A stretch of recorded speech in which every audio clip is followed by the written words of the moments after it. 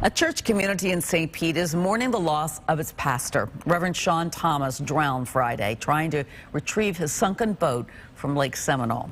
As his family and friends try to come to terms with his loss, they tell Fox 13's Dan Maddox how they want him to be remembered. Reverend Dr. Sean Thomas was just installed as pastor of Galilee Missionary Baptist in St. Pete, a church he grew up in. This weekend, he was involved in a tragedy at Lake Seminole.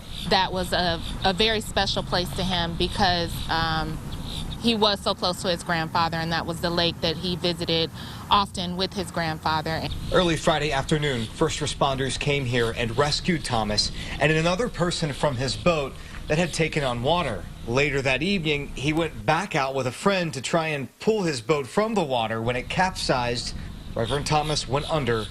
A dive team was able to pull his body from the water later on. It's been very tough on the congregation.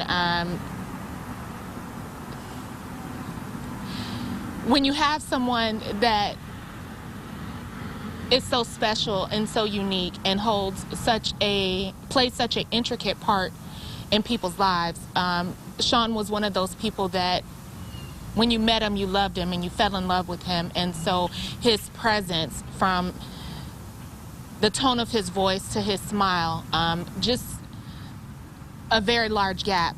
Thomas grew up in this church and was a fixture in the community, also teaching as a professor at St. Petersburg College. He leaves behind 5 children and a congregation that is struggling to make sense of this. The only thing that is really bringing us together or giving us any type of comfort or solitude is the love that we all have for God and our faith.